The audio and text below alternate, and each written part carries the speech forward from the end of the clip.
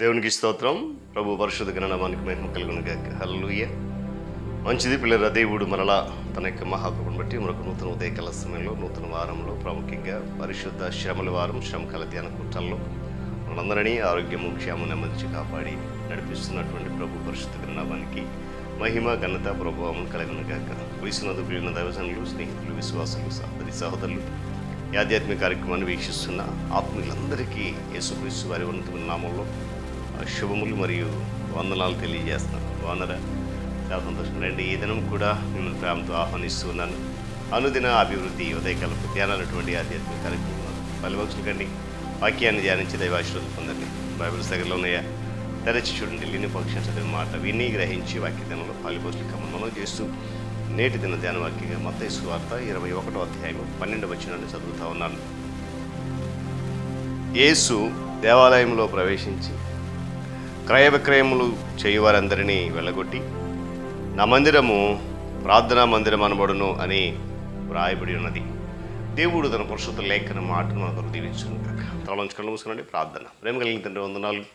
మరొకసారి నూతన ఉదయకాల సమయంలో ప్రాముఖ్యంగా శ్రమకాల ధ్యాన కూటాలు, పరిశుద్ధ శ్రమల వారం ప్రారంభ దినంలో రీతిగా నీ పాద సముకు నిలిచి ఉండడానికి మీరు ఇచ్చిన కృప ఆధిక్యత కొరకు వందనాలు. నిజంగా 34 దినాలు మమ్మల్ని ఎంతగానో మీరు బలపరిచి ఆశీర్వదించారు. ఈ దినం కూడా రీతిగా ఆశీర్వదిస్తారని నమ్ముతూ విశ్వసిస్తూ యేసు నామం పేరుని ప్రార్థన అడుగుతున్నాం తండ్రి, ఆమేన్.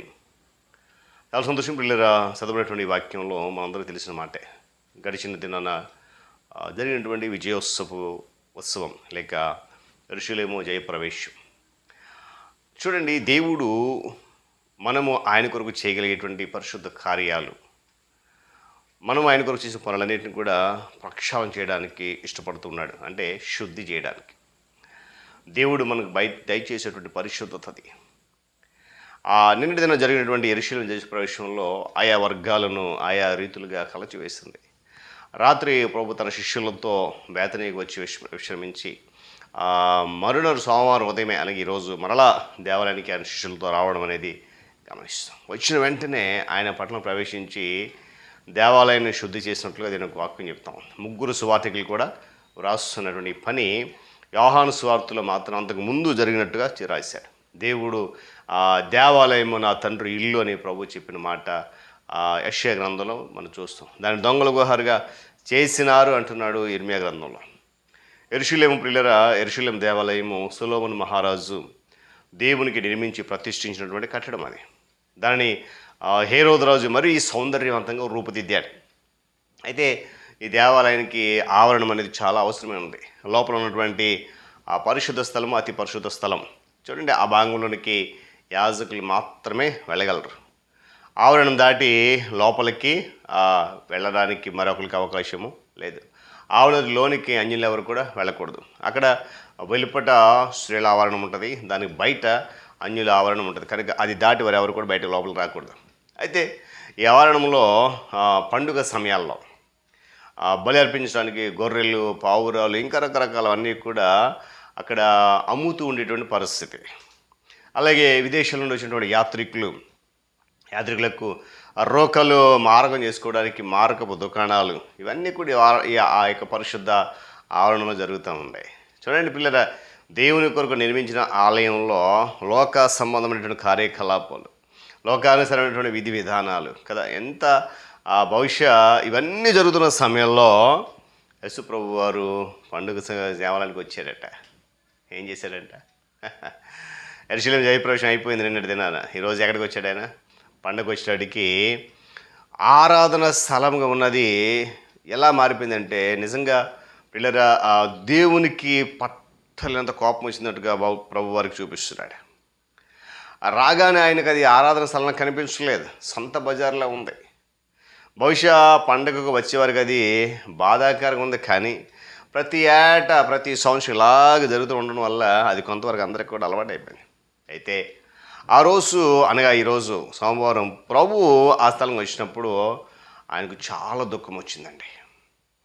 ఆ దుఃఖంతో పాటు కోపం కూడా వచ్చింది. అందుకే మొదలుపెట్టాడు, నా తండ్రి ఇంటిని దొంగల గుహలుగా చేస్తారా మీరని చెప్పి ఎలుగెత్తి చాటి చెప్పాడు. గమనించిన ఉదయకాల సమయంలో చెప్పి ఏం చేశాడంట, అక్కడ వాళ్ళందరినీ కూడా వెళ్ళగొట్టేశాడు. ప్రక్షాళన చేయడం ప్రారంభించాడు. వీళ్ళరా ఆయన 12 ఏళ్ల వయస్సు నాడే తల్లిదండ్రులు వెతుక్కుంటూ వచ్చినప్పుడు ఆ దేవాలయం కనపడ్డాడు. ఆయన ఒక మాట అంటాడు, నేను నా తండ్రి పని మీద ఉండాలని మీకు తెలీదా అన్నాడు. అంటే దేవాలయము ఆయన తండ్రి ఇల్లు. అక్కడ ఆయన చేసిన పని ఆయన తండ్రి యొక్క పని. త్రాళ్లతో ఒక కొరడాన్ని చేశాడు, అక్కడ పశువులను తోలేశాడు, రోకలు మార్చి బల్లలు పడగొట్టేశాడు, పావురలు ఎగరగొట్టేశాడు. నా ఇల్లు ప్రార్థనా స్థలం. హల్లెలూయా. అయితే మీరు దాన్ని ఏం చేశారంట, దొంగల గుహ మార్చేశారు. ఇక్కడ జరగకుండా అపవిత్ర కార్యకలాపం జరిపిస్తూ ఉన్నారు. ఏదైతే జరగకూడదని నిశ్చయించారో అదే జరిపిస్తున్నారు.